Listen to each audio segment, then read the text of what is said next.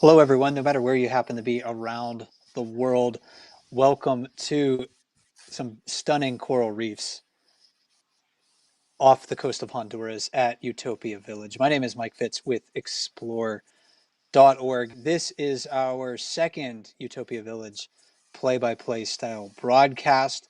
So today we're going to be talking about what we see under the water, looking at some clips and some other things from the cameras that have happened in the recent past. Again, I'm the resident naturalist with Explore.org. I'm here to keep the conversation rolling along, but our local expert is joining us once again, Paul Avenant, who is the owner of Utopia Village. Paul, thanks so much for being here today. I'm excited to talk about the fish and the reefs that you call home. And how are you? Hey, Mike, I'm good, and I'm happy to be back. I love the people on Explore that follow the channel, and I think today there'll be people that don't typically follow it, so it's nice to talk to new people as well. And I always feel flattered when you call me a resident expert. I think at best I could be called an enthusiast. Okay, I get it. I understand completely. Uh, So during the program today, yeah, we're going to look at live footage of the underwater communities that we see on the Utopia Village cameras. We'll review some clips of memorable moments from the cams. We'll try to answer some audience questions as well. So if you have questions about what you're seeing on the cameras, some of the fish, maybe other things as well, coral reef ecosystems, we can do our best to try to answer. We may not know the answer, but we can do our best to try to answer those things for you. So drop those questions in the chats. We'll be looking for them during the broadcast today. We also have a third helper during the program. That is our producer, Brian Bird. So he's working behind the scenes to bring us the footage that you happen to see. To begin, though, let's take a look at where Utopia Village is and the location of its cameras. We'll do a quick fly-in to Central America using this Google Earth imagery. So we're off the north coast of Honduras, and we're going to Utila Island. Utopia Village is located on the south side of the island, and we have many cameras in partnership with Utopia Village at this location. We'll go through them really quickly. If you want a more in-depth explanation, check out the last broadcast that we did where we went through these cameras a bit more in depth. But as you go farther from the dock, you go basically from north to south. The water gets deeper. There are two sets of cameras to think about. There's a set of cameras at the dock, and then there's a set of cameras out towards what is called the wall, where the water drops off deeply into the open ocean. The dock cams are in about 8 feet of water. There's 5 cams there, plus a 6th on top that looks out over the surface of the ocean. 4 underwater cams are mounted on the front of the dock, and one of those is mounted, and then another is mounted underneath the dock. You get to see different things there, day versus night. In the day, the underwater dock cams, they were going to play on a single channel on Explore.org, and the view cycles between them. It's a great place to watch for fish and other organisms that use shallow parts of the reef. And then at night, there's lights there, so you get to see different things. Nocturnal animals are going to be coming out, but you're still going to be able to see them. Each cam at night is streamed separately from that location. It's a great opportunity to see sharks, especially. And then moving out towards deeper water, the channel cams. The main channel camera, the original cam I think we had with Utopia Village, that looks outward or south toward the wall. The back channel cam is mounted in the same place as the main channel cam, but looks north towards the shore. And then the wall cams are located roughly 400 feet from shore or the beach. The edge of the wall shows a zoomed out view of the wall. It faces west over deeper water. It's a great place to watch for sharks and eagle rays moving along the wall. The top of the wall is mounted in the same place as the edge of the wall. It faces east, however, and it looks at the coral up close. It's one of my favorite cameras on Explore.org.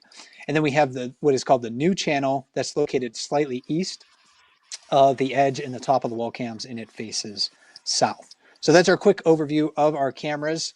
Paul, last month we talked, a bit about, eagle rays, sharks, octopus. We were looking at a bunch of different highlights. Right now we're looking at, again, one of my favorite cameras on Explore.org. We're looking at the top of the wall. What have you been watching recently on the cams? I think recently we've had a lot of focus on some of the smaller things. You know, often we get fixated on the big things, and you kind of mentioned them, the turtles and the eagle rays. And first of all, this camera is a really good camera for seeing small things. You see all the little cleaner wrasse there and other fish in the soft coral. Uh, but in the recent weeks, we've had sightings of quite a rare uh, a pointy tail eel, which looks like a snake that we haven't seen, and then really small blennies. I'm always amazed at the people that watch on explore.org, how they find detail in sometimes very difficult situations. And so we've seen a lot of interesting small critters on the reef as well. And I think today we're going to be a little bit more, if we show highlights, it's going to be more of the smaller critters, unless there are some questions on the big things like the sharks and the eagle rays and turtles. So, and here what you Well, can see on this top of the wall, this is our most popular camera typically that has the most viewers, concurrent viewers. You see at the moment a lot of small cleaner wrasse there. Those are the little yellow fish and the ones with the stripes. And you see one male amongst them, which is the blue-headed wrasse that you see every now and again. And hopefully we'll be lucky and we'll see sort of a cleaning station event. This is what's called a cleaning station, where sometimes bigger fish will come in to be cleaned of parasites and other little critters on them by these small cleaner wrasse. I do find and I think that maybe right in the middle of our screen, that's the male cleaner wrasse. Yes, the blue-headed, called a blue-headed wrasse, and there's just one male with like a harem of females. Okay, interesting. I have been reading a little bit about the behavior of these wrasse, and I do find it interesting that they have sort of a client base. There are fish that will learn, hey, if I come here, this cleaner is going to help me out. I might have to put up with that fish cheating every once in a while. Maybe it'll nip and eat a little bit of live flesh or something I don't want, but often it's worth it. And the cleaner wrasse, or not the cleaner wrasse, but the wrasse themselves, there's different species of wrasse that will do this, as I understand it. But they often are a bit more consistent in their behavior with fish that they know. And I find this really fascinating because we look at fish and we don't necessarily get to know them that well as individuals, but they can get to know each other as individuals. Yes, and you'll see behavior which is sometimes interesting. At this station, we typically don't see really large predatory fish come in to be cleaned. It has happened, but it's not that common. You'll see more like parrotfish and fish of that kind of medium size coming in. But these cleaner wrasse with a larger fish, the larger fish will sometimes open its mouth and they'll go inside and pick kind of, and the larger fish could eat them. But they seem to have an agreement amongst themselves Mm-hmm. that if you come here, I will clean you and you will not eat me. And it's really fascinating to watch. And we actually have a clip, I think, Brian, of sort of, it's quite brief, but of a parrotfish at a cleaning station. I think it's '09 on miscellaneous.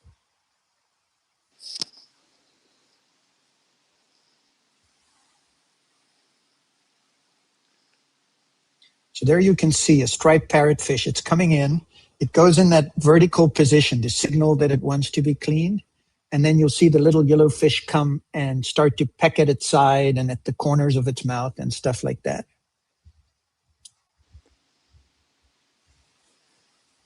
That orientation must be a signal to uh, the cleaners that it is looking that the other fish is looking for a service, so to speak.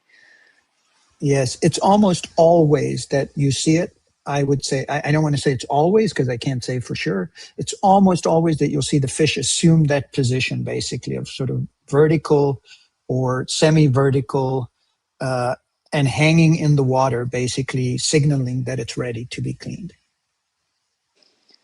We It's do really have a clip fascinating. of a larger predatory species coming, and this is I think this is a really brief one as well. Um, Brian, if you want to bring this one up, it's number 6, the Cubaris snapper, but it kind of does a vertical orientation as well, Paul. But it doesn't quite get as vertical as the other fish we were watching. Yes.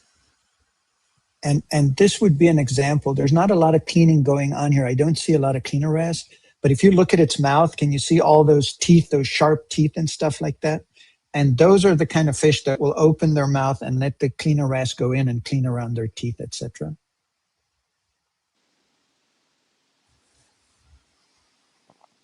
You can also see a remora or shark sucker on the back of the, and that, the Cabrera snapper, there's actually just one here. We've never seen more than one. It's this one.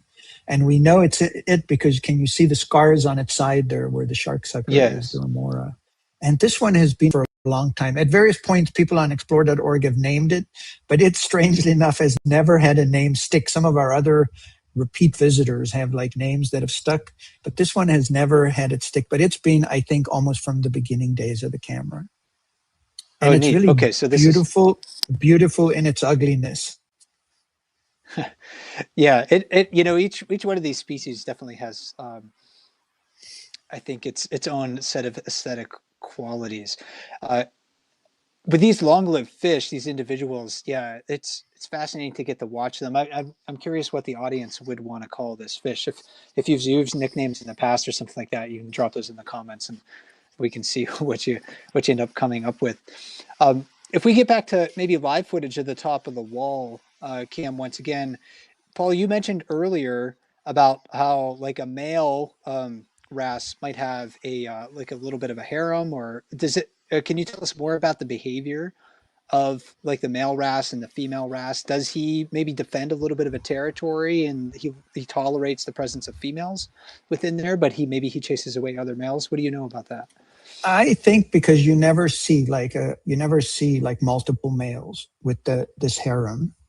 And so I think it is a little bit of a territorial, and then he has a set of females around. And then when it's breeding season or mating season, they have a very interesting kind of ritual almost where the male will kind of shoot up to the top and the females will follow in a cluster, and he'll basically be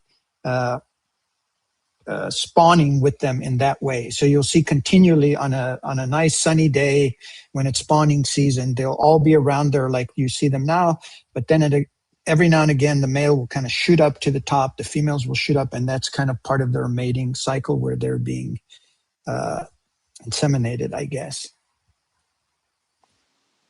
Interesting. And we have we had a diver, or you, Paul, I should say, you had a diver go out and clean the cameras before the program began. And the diver also kind of maybe left a little bit of fish here and there to entice some fish into our view. So maybe we can head to our main channel cam and take a look at what's going on there. Paul, what do you see in this view? Who's hanging out with us? Yeah, so here you see the fish kind of sniffing around on the ground, and we don't do it in big numbers or in a pattern or whatever, but we have to go out and clean the cameras typically twice a week. It's one of those things you never think about when you install underwater cameras, is there's actually a high level of maintenance to keep them clean. And so if we have some fresh leftover tuna from what we eat or our rescue cats eat, the diver will take a little bit of that with them and like pop it under the sand or something like that. And so definitely here, I'm sure he's popped at least one head of tuna or a tail or something. And you can see the little fish sniffing around now for the most part, they can't get at it. They need a bigger fish. So either a shark, or a big snapper or grouper, or maybe a moray eel to come and dig for it, and then they'll kind of scavenge around it. And maybe we'll see that. It depends a little bit. We need a little bit of luck. Right now, there are lots of small species. The ones with the vertical yellow and black bars are called sergeant majors, because I think that kind of looks like the stripes that are on the soldiers of a sergeant major uniform. There are a bunch of yellowtail snapper in there. I saw some parrotfish, some small schoolmaster snapper, and I think there's a bigger mahogany snapper that's just off from the left-hand corner right now. Maybe it'll come back in. I'm hoping maybe a shark or an eel or something will come and have a look while we're live. And if you're We tuning in have just now, thanks for being here. We're here with Paul Avenant, who's the owner of Utopia Village, and we're looking at live footage of the coral reef just off of Utila Island in Honduras. Go ahead, Paul. I say, Brian, there's a recorded clip under Lots of Fishies 07, which I think is actually this channel view, but it's just at a time when there was more big fish in the channel. If you have it.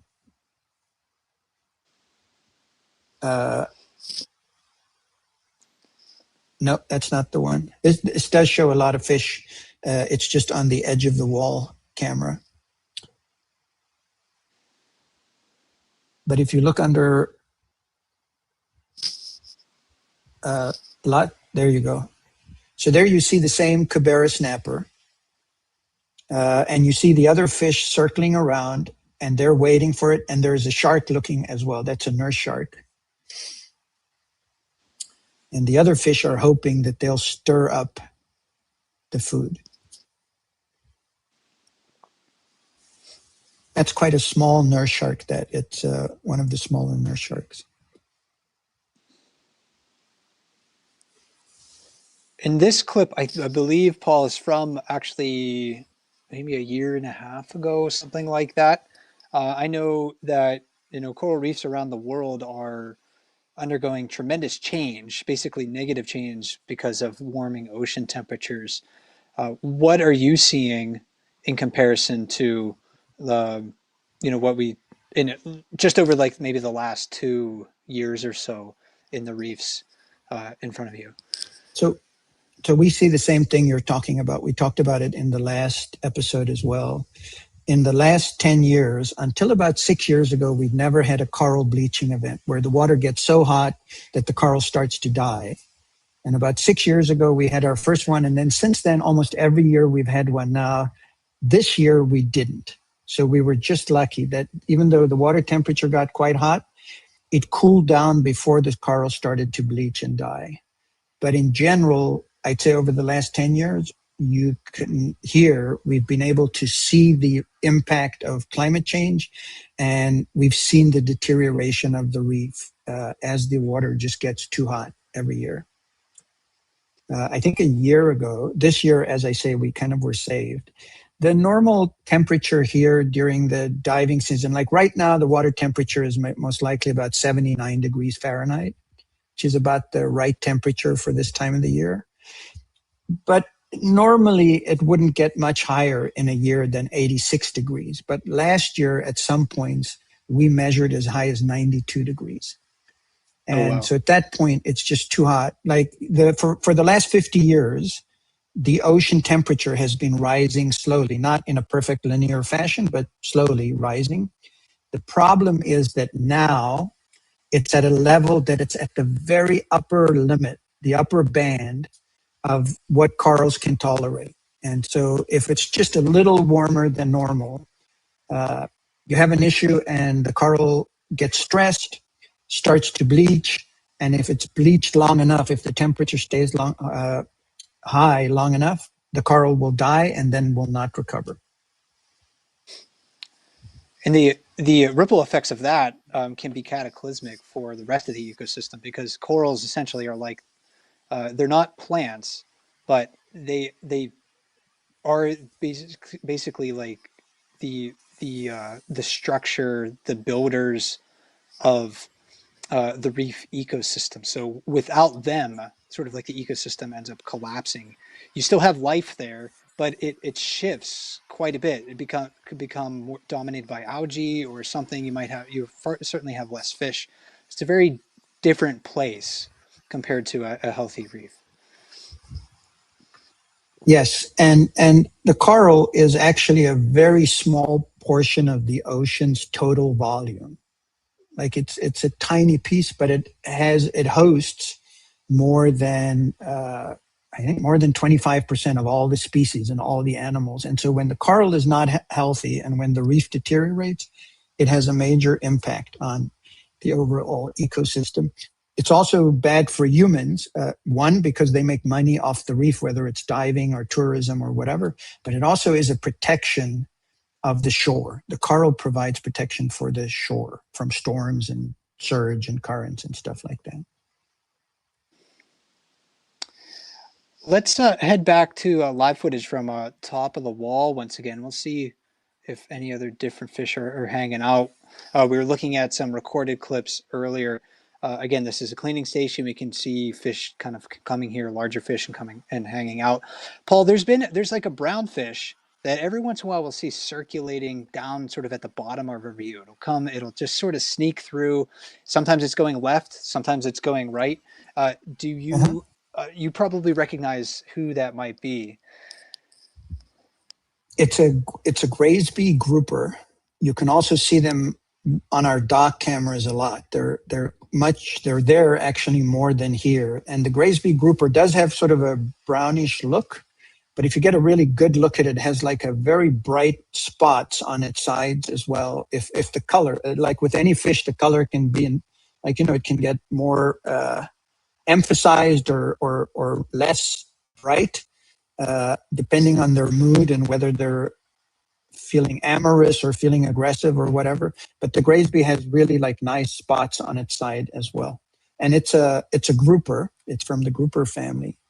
And years ago, when we put the first cameras in, we had no Graysby groupers that we ever saw. And then one showed up, and over time, now there's a pretty healthy population of them in general in this reef area, but we see them on the cameras quite often. And the yellowfish, the kind of longish, bigger yellowfish that you're seeing, they'll come back there. Those are, the one on the left is a yellowtail snapper, and the bigger one that has more of a robust shape is a schoolmaster snapper. And the really big one you saw is a mahogany snapper. I'm a little bit slow. I'm the worst play-by-play commentator. In football, I'd be commentating on the previous play when the current play is going on.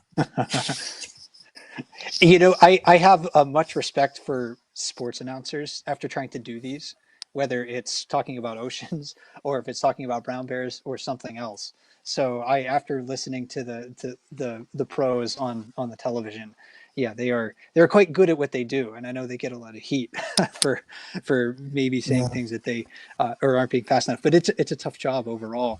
The one of the things that I love to see on the cameras again is it's just like the color of the fish. When you're looking at the bluehead wrasse, they have all these different phases. Males look different than females. They have intermediate phases, terminal phases, and then we caught a glimpse earlier. Hopefully, it'll come back again.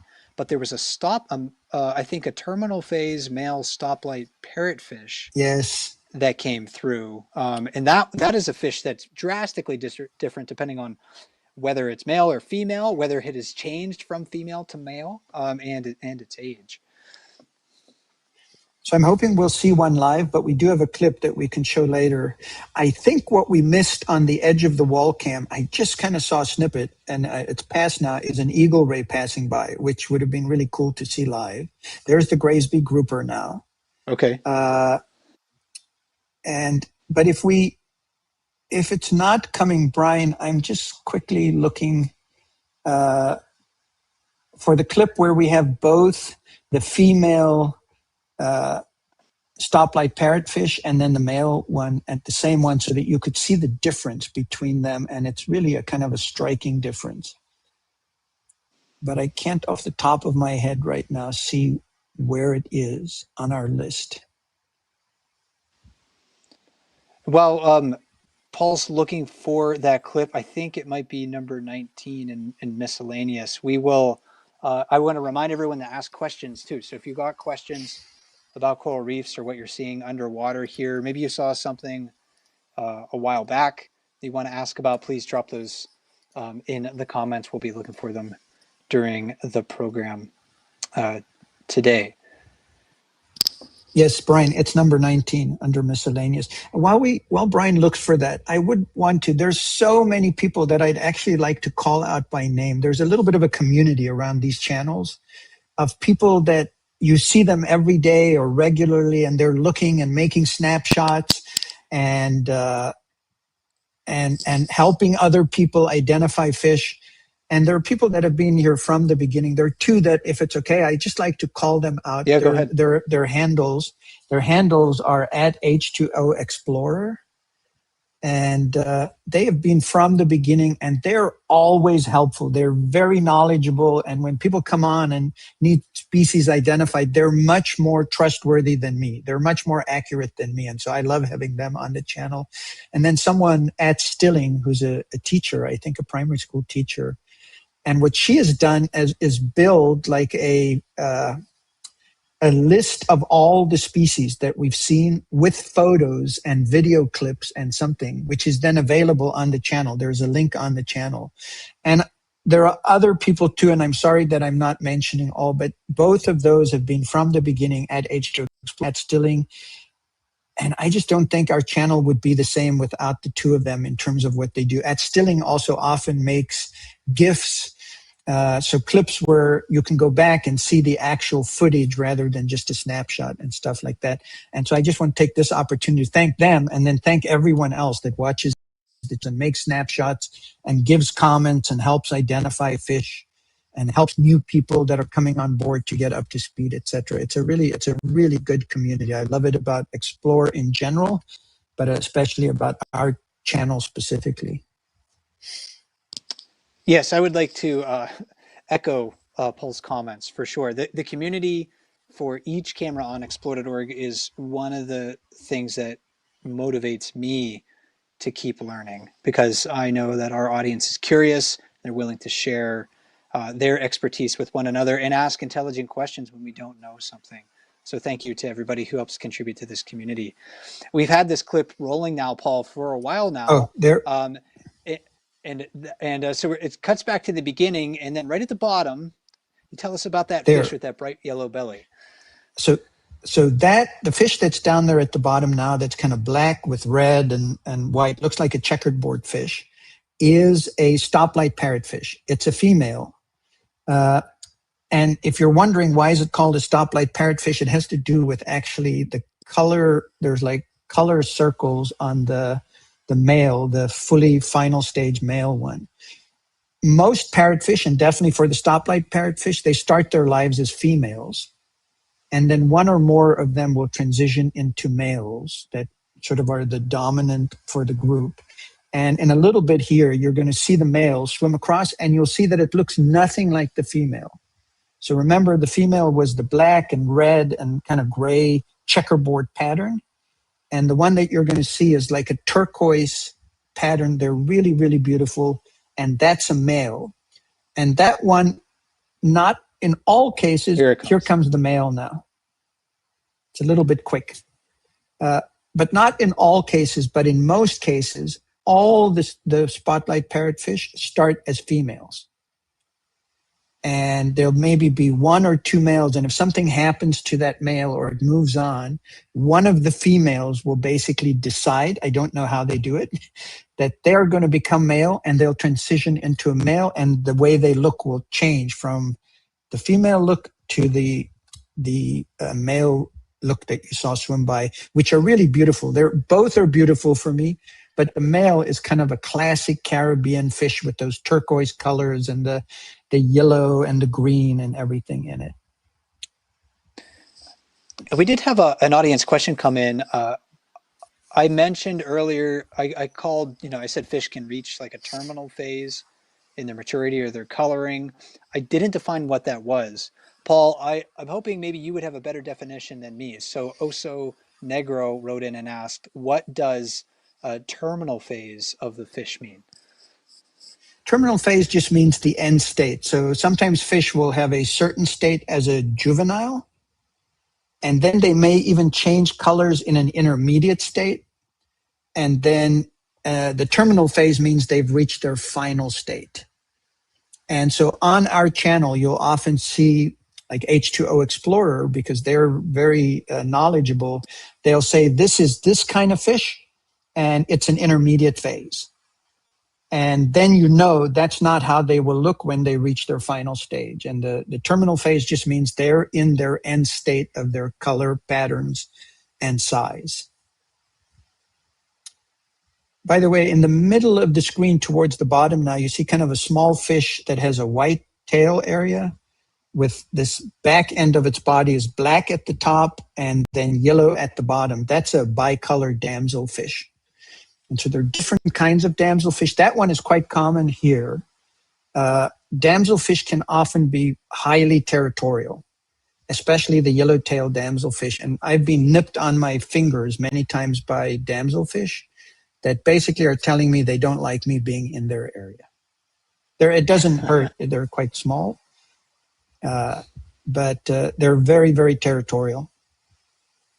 And you can often see them on some of the cameras. You'll see like an area where a damselfish is hanging out, normally by a fan or where there's hard coral. And when another fish approaches, the damselfish will shoot out and basically chase it away. They're like small dogs that don't realize they're small.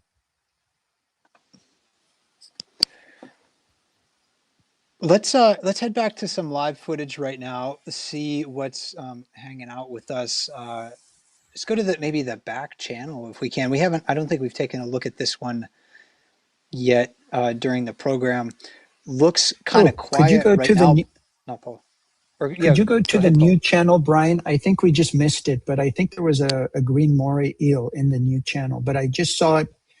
It might be coming to the main. Oh, there, it's in the main channel now. If you go to the main channel, the green moray eel is there.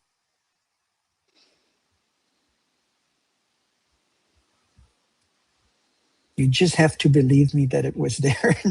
No, I will not get my play-by-play money for this trip. It actually went. So how those two channels are linked is the new channel where I saw it initially is a little bit to the east of this channel. And so the moray eel was swimming west, east to west towards this new channel, but we just missed it.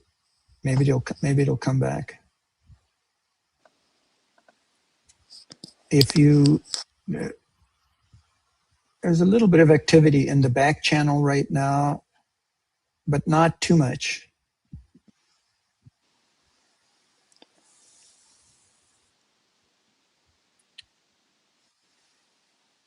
Oh, did our moray come back out? Is that on the main channel cam? Sorry, we were jumping around. There it is.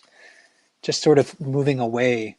Oh, there you can sand see it in the back. background. That's a green moray eel. That one is likely Cindy. Cindy is a moray eel that's been around for quite a while. Pretty big green moray eel.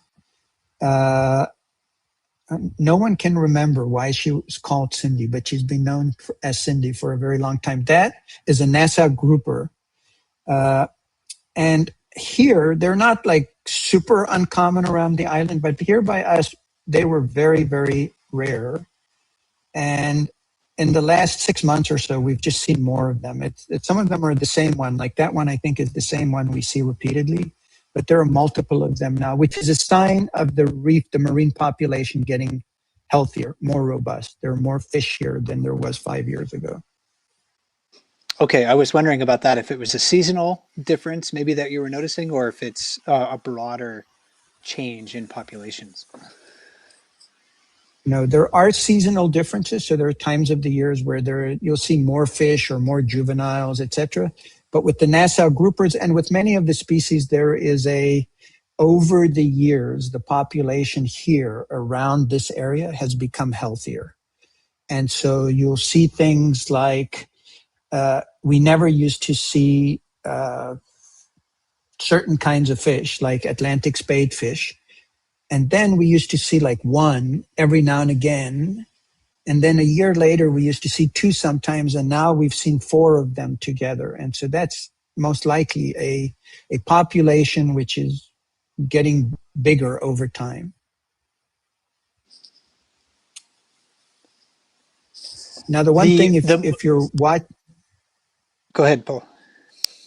I was just going to say, for people that are watching for the first time, the pros and the cons, the yin and the yang of live cameras in the open ocean is that you're at the mercy of nature in terms of what you'll see. Sometimes there'll be nothing for a while, and then you'll see a lot of activity. And so you just have to hang in there. I know many of our regulars on the channel, I think they have like 6 windows open where they're looking at all the cameras at the same time and jumping between them so that they don't miss anything. But there's almost always something going on, but sometimes it'll be more quiet and sometimes more active.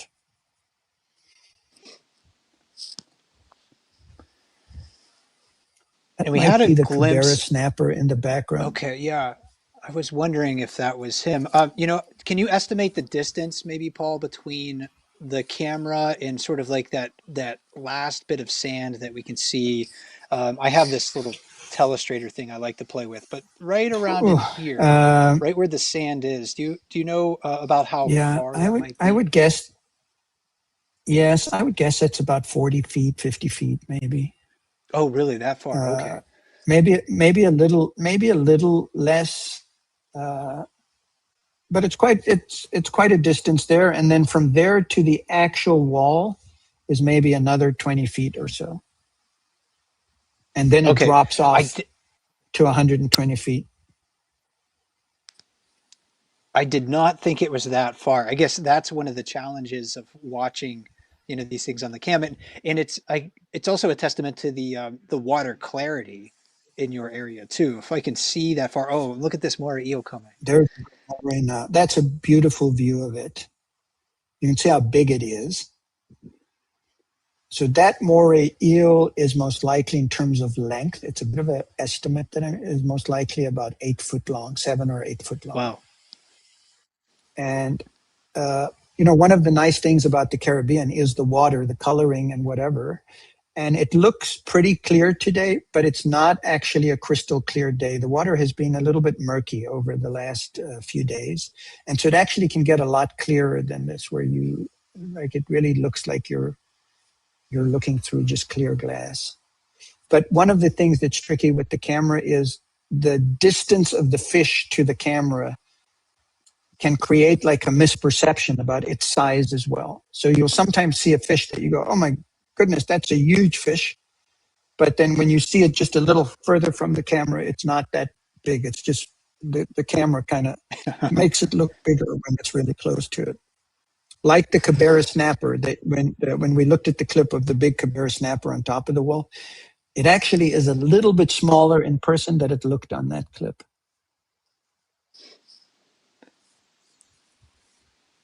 The Moray eels, where are they residing when we don't see them? Are they free swimming throughout the reef, or are they uh, maybe finding or seeking shelter uh, in certain places, cracks and crevices or holes or something like that, where we can't quite see them? Yeah. Good job, Brian, finding the Moray eel in the back here. So normally, it's very rare for divers to see Moray eels free swimming. Not like super, super rare, but it's not common. Mostly, oh, that's a great shot. Beautiful. That's Brian, you should get a bonus for noticing it and switching to it as it was swimming up to the camera. So Moray eels typically like to hang out in cracks in the reef or crevices and stuff like that. And so normally the way you'll see a Moray eel is you'll see just its head sticking out, and it's continually kind of opening and closing its mouth, which I think is part of as it's circulating water through its mouth and through its gills. And then they'll come out when they're looking for food or hunting. And so you more often than not see them in the reef versus free swimming like this one is right now. This one is free swimming right now because it's smelling tuna somewhere. They have a very good sense of smell, very poor eyesight. So I am much more nervous around Moray eels than sharks because Moray eels can smell really well but can't see really well. And I've had like an instance of a Moray eel coming up to my GoPro, which at least was on a little handle stick, like a selfie stick, and grabbing at the camera, which our theory is because either because it's hearing a noise from the camera, like a hum, an electronic hum that it can pick up, but more likely the little red light on the front of the camera. And so it comes up to it, and with its mouth, it's not attacking it. It's just kind of testing what it is. But I'm always nervous that that's my hand. So I am more nervous of green moray eels than sharks by far. Not that one has ever attacked me or anything, but one has snuck up on me, and that's quite scary. When I had a lionfish on a spear, lionfish are invasive species here, and so we're allowed to kill them with a certain registered spear if you have them. And I've had a case where I was swimming with the lionfish on a spear, and a moray eel came from behind me and kind of swam underneath me up my leg and chest, coming to where the spear with the lionfish was. And that was made me a little bit nervous. Well, you mentioned, how you often don't see more eels when you are diving, and that's one of the contrasts between like the online webcam experience versus maybe what you might see in person, because the fish, they'll pretty quickly habituate to like a fixed piece of infrastructure like a webcam, and they don't pay attention to it. Unlike a person moving through the water who, the fish may have an instinct, or may not have an instinct to avoid. Yeah, I think that's one of the benefits of these cameras, is that you're seeing the fish in their completely undisturbed habitat. It's not that fish are super nervous around divers, but with divers, you have this big, scary creature in the water that's blowing bubbles and stuff, and it changes the behavior of the fish. Whereas these cameras, you're really seeing them in their natural state. Brian, I wonder if you could, while we're looking, could you maybe put like clip miscellaneous 16 on?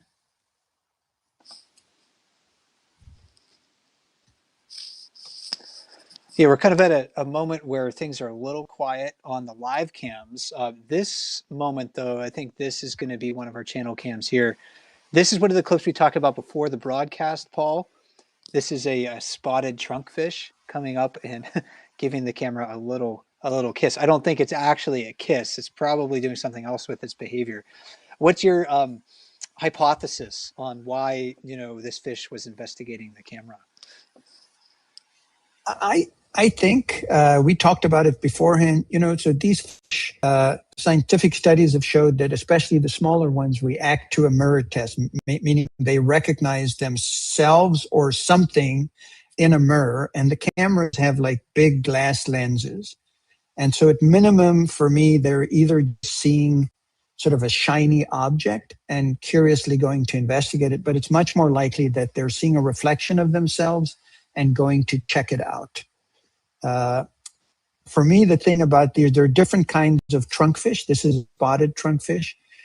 For me, it's amazing if you look at the different fish body shapes. It's such a weird shape if you think about it. There are such weird and cute shapes of the different kinds of fish and how they move, that it's fascinating for me just to see all the different body shapes that there are in the water. Is just as an example, Brian, if you could show us maybe the two trumpet fish fighting, number 5.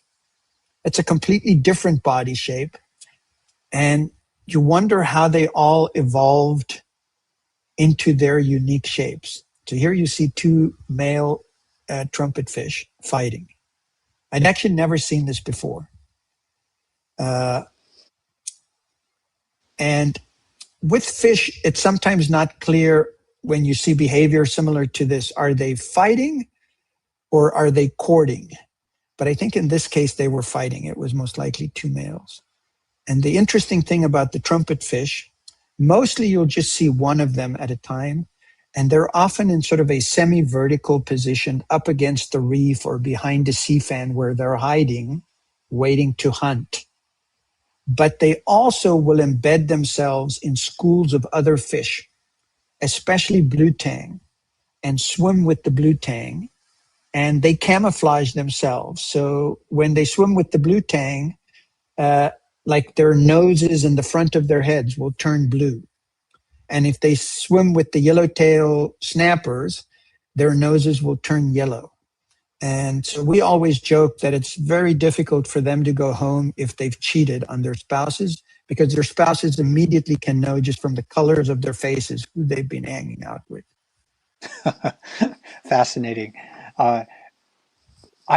I'm wondering, Paul, if you could tell us anything about what their body shape, again, very different than most fish that we see on the reef. What does their body shape tell us about their lifestyle? Maybe their habitat that they prefer. Maybe it's an advantage for them to hide in cracks and crevices, or maybe it allows them to hunt. What do you know about their body shape and how that relates to their lifestyle?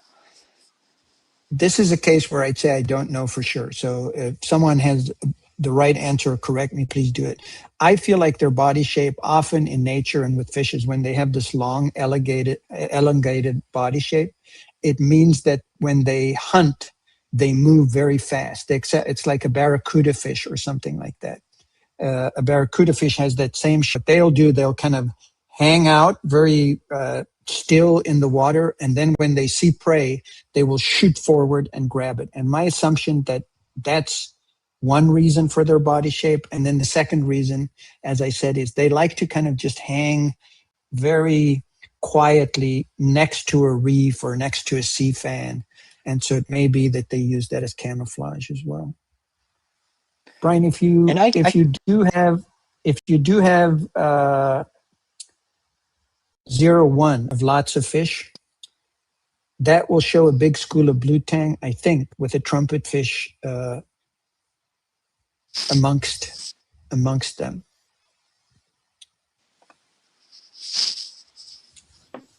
So here you can see a school of blue tang. You can see the trumpet fish there on the right in kind of a vertical position. And it's difficult to see in this clip, but its head has a blue tinge to it. And it'll swim with that school of blue tang as they go through they eat algae off the reef. The trumpet fish doesn't eat algae, but it'll swim with them and then strike some unsuspecting fish that they're passing by.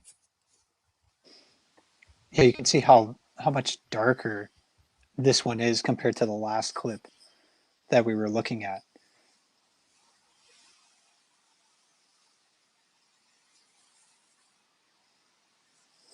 Speaking of nicknames, Paul, Maybe,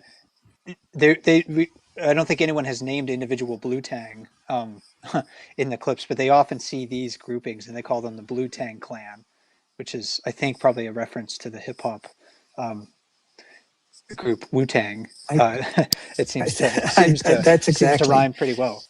Okay. that's exactly. And then I would just say is when you see a school like that, I generally will just say right now there's a porcupine fish in the channel cam. I think it's just you just kind of see it on the top edge moving off the screen. Uh, but the blue tang, like I will almost always, if I see a school like that, just say that's a school of blue tang or the blue tang clan.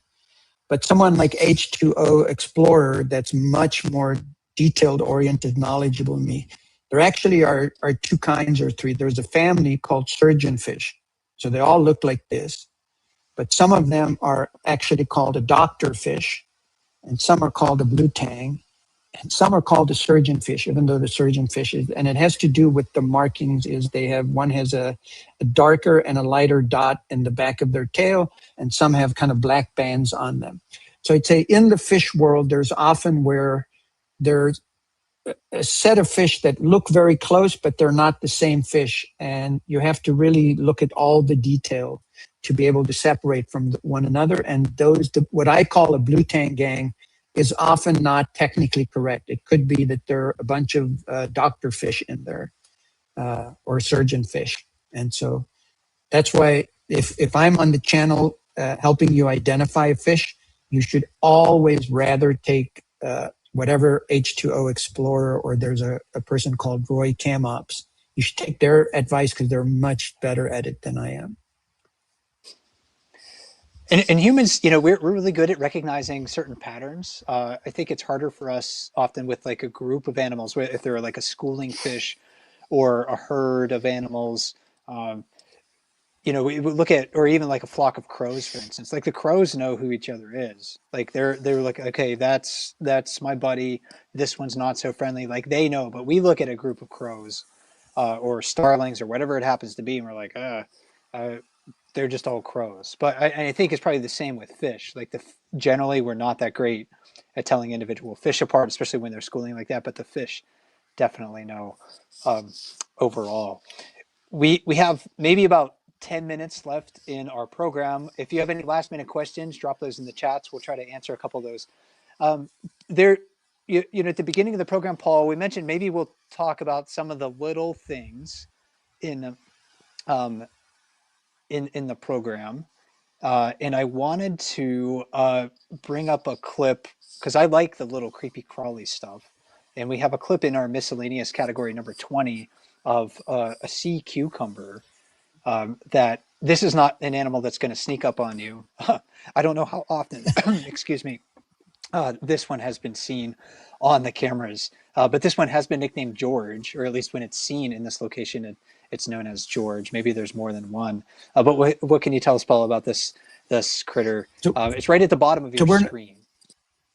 we're not sure that it's always George we see, but every time we see a sea, we didn't see a sea cucumber on the cameras until very recently, and then George showed up in the channel.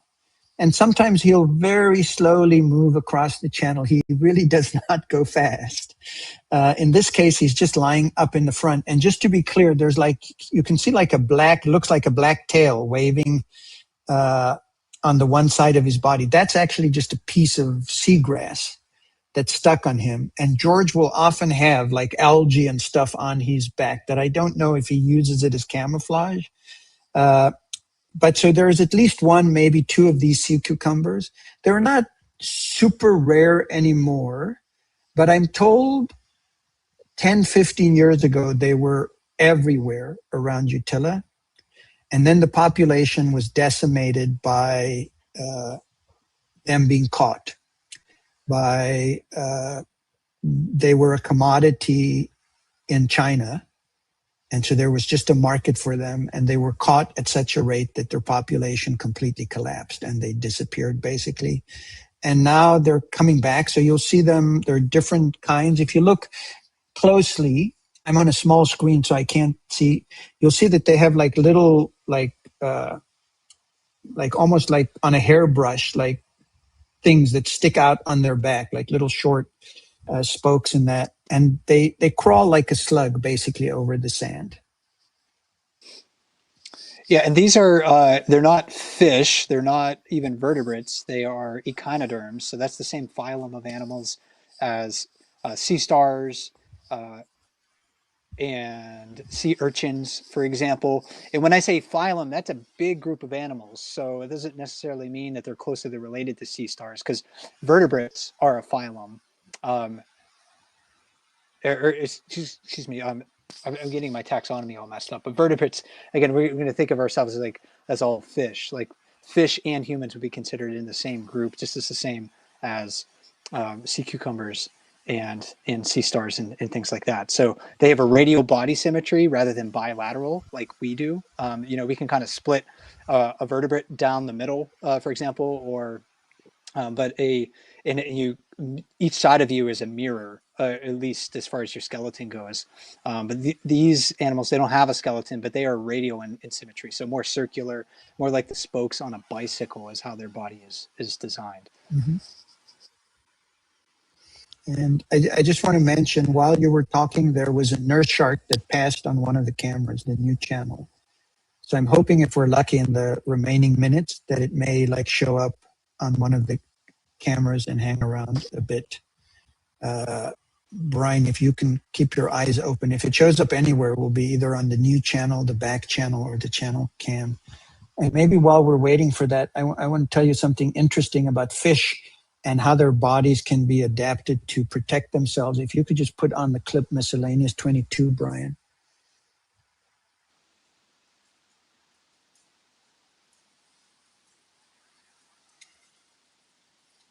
So here you can see there are some, what I will call blue tang, but I think one of them is a doctor fish. But what you'll see is something called a four-eyed butterfly fish. You see kind of the school of them. They have the big black dot at the back of their bodies, the lighter color ones. They're called four-eyed butterfly fish. And I was always perplexed. Why is it four-eye? And it's, of course, because the black dot at the end of their body looks like an eye if you look at it. And then I was told by marine biologists that it's their mechanism of camouflage. It confuses predators to not know what is the front of their body and the back of their body, and they'll often strike at the wrong side, which gives the fish an increased chance of survival because they'll strike where the big eye is, which is not the eye on the head.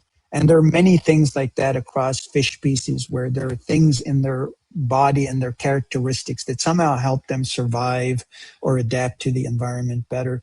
There are different kinds of butterfly fish. This is the four-eye one. There's also a banded butterfly fish and a spot fin butterfly fish. They're all beautiful, and they mate for life. So when you see butterfly fish, when there are two butterfly fish together and they're a pair, you can know that they'll stay together forever. And if they lose sight of one another, they'll do a little dance almost. There's the nurse shark at the camera now in the new channel. Oh, amazing look at its eyeball there. That's a nurse shark. And so it was like right up against the camera lens there. And hopefully in the last few minutes, it will show up in one of the other channel ones. Yeah, so the butterfly fish, you'll often see them. They'll be pecking on the coral, eating. And if they lose sight of one another, they'll both shoot up in the air looking for one another. They'll go to a higher area to see if they can see one another, and then they'll pair back up.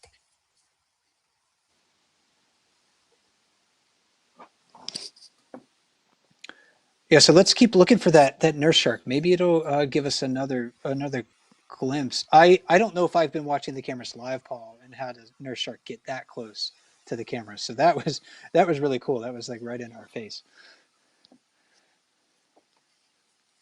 Yeah, I think that is what's nice about the cameras is that the animals, the sharks and stuff, are almost unaware of them. And if you're lucky, they'll come by really, really close to it, and you can get a good view of the skin and the coloring and any markings that they have on them. Back to what you said earlier, it's easier to identify individuals in the larger species.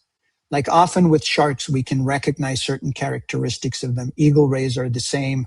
Even if it's just a very superficial view, like we know the one that has its tail cut off completely, that someone bit its tail off.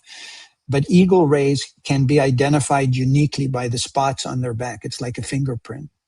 And so researchers take photos of the back of eagle rays from a certain angle.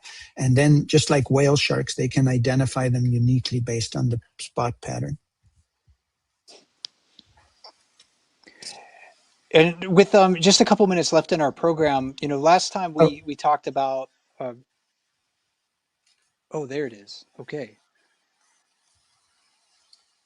So now you can see it digging in the sand, looking for the tuna, and the other fish are going to just kind of swarm around it, hoping that it will find it.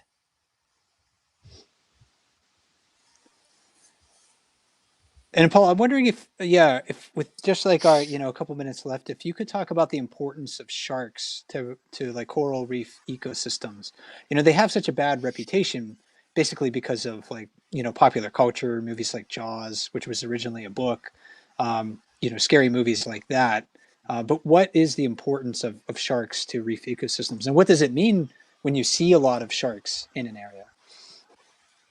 Yeah, I think that's really important. I would say I love sharks, and I love diving with sharks and seeing sharks.